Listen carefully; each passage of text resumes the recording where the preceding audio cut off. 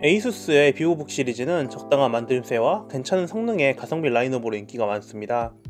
또 특가로 구매하면 가성비가 더더욱 좋아지는 제품이다 보니 많은 분들이 관심을 가지는 제품인데요. 오늘 리뷰해볼 노트북 역시 기본기와 전체적인 만듦새가 무난한 제품입니다.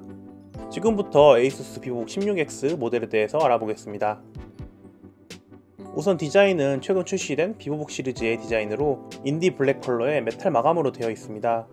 비보북 디자인의 상징이라고 할 수 있는 사선 형태의 양각 로고 디자인도 그대로 있습니다. 외부 포트 구성은 좌측에는 USB 2.0을 지원하는 USB-A 포트, LED 인디케이터가 있고 반대편에는 오디오 콤보 잭, USB 3.2 제너를 지원하는 C타입 포트, 2개의 A타입 포트, HDMI 1.4 포트, DC 충전 포트가 있습니다.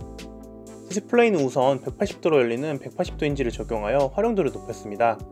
그리고 패널은 16인치 16대 10비율의 WUXJ 상도의 패널을 사용하였는데요. 최대 밝기 300니트에 스펙상으로는 구체적인 색 재현율은 표기되어 있지 않지만 전체적으로 무난한 디스플레이로 보입니다. 디스플레이 상단 쪽을 보면 웹캠과 LED가 있는데 물리적으로 카메라를 가려버릴 수 있는 프라이버시 실드가 장착된 제품입니다. 소프트웨어적으로 웹캠을 꺼버리는 것은 물론 아예 물리적으로 가려버릴 수 있으니 더 안전한 구성입니다. 키보드는 풀사이즈 10키 배열의 키보드를 탑재하였고 LED 백라이트도 있습니다. 키감은 꽤 좋은 편이었는데 반발력도 적당하고 타건감이 아주 좋은 편에 속하는 키보드였습니다. 다음으로는 성능으로 넘어가서 우선 사양을 살펴보겠습니다. CPU는 인텔의 13세대 i5 1340p 12코어 16스레드 프로세서를 탑재하였습니다. 그래픽은 별도로 외장 그래픽 없이 1340p에 탑재된 UHD 그래픽스인데 이건 뒤에서 이야기해보겠습니다. 램의 경우 DDR4 규격의 8GB 싱글 채널이 기본이고 업그레이드가 가능합니다. 내부를 열어서 더 자세히 살펴보면 우선 분해 자체는 드라이버와 안쓰는 카드 정도만 있으면 손쉽게 가능한데요. 내부 구성을 보면 싱글팬 구조에 여기저기 부품들이 구성되어 있습니다. 저장 장치의 경우 PCI 4.0 기반의 512GB NVMe SSD가 기본적으로 장착이 되어 있고 별도로 교체도 가능한 구조입니다. 램의 경우 기본적으로 온모드 8GB 메모리에 추가 슬롯이 1개가 더 있어서 듀얼 채널로 구성을 할 수 있는데요. 이 제품에 탑재된 i5 1340p의 경우 싱글 채널에서 내장 그래픽이 UHD 그래픽스로 작동하지만 듀얼 채널로 구성을 해주면 아이리스 Xe 그래픽으로 작동합니다. 그래서 기본 8GB 싱글 채널 상태로는 그래픽 쪽 성능이 좀 낮은 편이고 램을 하나 더 추가해줘야 제대로 된 성능이 나오는 제품입니다. 바로 벤치마크로 넘어가서 우선 CPU 벤치마크는 시네벤치 LG 13을 기준으로 싱글코어 1698점, 멀티코어 8861점으로 13세대 i5 프로세서답게 높은 점수가 나왔습니다. 그래픽 벤치마크는 조금 특이한 편인데 기본 구성인 8GB 싱글 채널 기준 파이어스트라이크는 2158점, 타임스파이는 893점이 나와서 성능이 굉장히 낮은 편인데요. 하지만 앞서 이야기한 대로 여기에 램 8GB 하나만 더 꽂아주면 파이어스트라이크는 3893점, 타임스파이는 1237점으로 1.5배에서 1.8배 정도 더 높은 점수를 보여줍니다. 인텔 내장 그래픽인 아이리스 Xe는 듀얼 채널 메모리 구성에서만 사용할 수 있도록 되어 있기 때문에 이 제품의 경우 램 업그레이드를 강력 추천드립니다. 간단하게 게임 플레이도 테스트해봤는데요. 8GB 기본 메모리 구성으로 전원 어댑터를 꽂고 고성능 모드로 게임 3종을 구동해봤습니다. 먼저 저사양 게임인 리그 오브 레전드입니다. 옵션에 따른 평균 하위 1% 프레임은 게임을 플레이하기에 부족함이 없는 성능이 나와줬는데요. 요구사양 자체가 높지 않다 보니 기본 8GB 램 구성으로도 충분히 플레이가 가능했습니다. 조금 더 사양을 타는 오버워치2의 경우 최저 옵션 기준으로는 평균 65프레임이 나와서 플레이는 할만했지만 최고 옵션은 프레임이 급격하게 떨어져서 기본 램 구성의 성능으로는 옵션 타협이 꼭 필요해 보였습니다. 마지막으로 고사양 게임인 배틀그라운드의 경우 최고 옵션은 물론 최저 옵션조차도 플레이하기에 버거운 프레임 수치를 보여줬는데요. 아무래도 권장 메모리가 16GB 이상이고 UHD 내장 그래픽으로는 성능이 많이 부족한 편입니다. 하지만 앞서 말한 대로 램 하나만 추가해주면 배그까지는 아니더라도 오버워치 낮은 옵션까지는 꽤 플레이할 만한 성능을 보여주기 때문에 참고하시면 될 것 같습니다.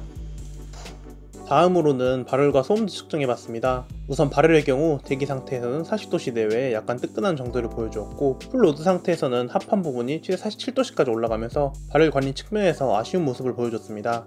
아무래도 싱글팬 모델이다 보니 발열 제어가 조금 아쉬운 듯 보이고 CPU 내부 온도도 최대 95도씨 정도를 보여줬습니다. 그에 비해서 소음 정도는 좀 나은 편이었는데 대기 모드에서 22dB 정도로 주변 소음 정도만 측정되는 조용한 수치를 보여줬고 풀로드 상태에서는 43dB 정도로 꽤 낮은 수치를 보여줬습니다. 풀로드 상태에서 수치 자체는 낮게 나오긴 했으나 팬 소음이 살짝 고음역대라서 사람에 따라 거슬릴 수도 있을 것 같습니다.